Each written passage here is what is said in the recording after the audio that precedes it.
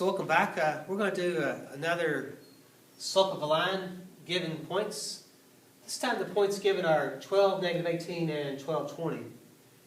Notice again, graphing can be a little tedious if you're trying to do it by counting by ones. Now you could create creative scales, or you can just kind of freehand it all together.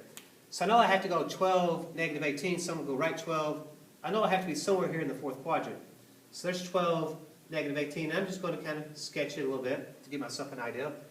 The other one up here is 12, 20. So again, I got to go right 12 and up 20. That's going to put me up here in the first quadrant somewhere. And my line would be drawn through those 2 points. What we pick up on is this is a vertical line, and from our discussions, we know that vertical lines actually do not have a slope. So the graph will tell me that this is a no slope.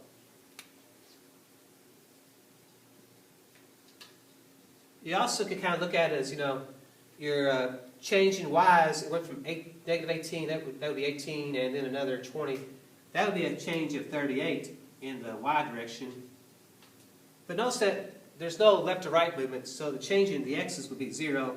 And 38 divided by 0, let's see, that's actually going to be undefined. Yep, that's what we said. You cannot divide by 0, that's right. So, make myself think there. So you can't have that 0 there because you can't multiply a number by 0 to get 38, so let's tell me that that is undefined or no slope. If I use my table, I have my 12, 20, and my 12, negative 18. I kind of pick up on that the change in the y's, it went down from a 20 to a negative 18. That's a change of a negative 38. The change in the x's is there's no change. So again, I get that negative 30 over 0. That's still going to be no slope.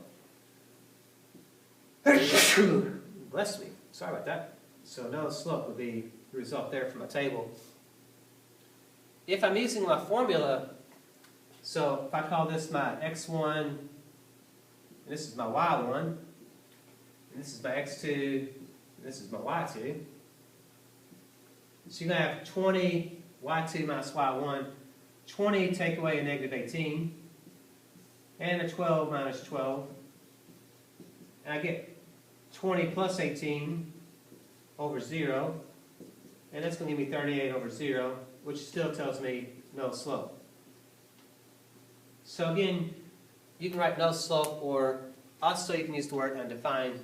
Those are the two ways that I'm familiar with of writing it when the slope is a vertical line.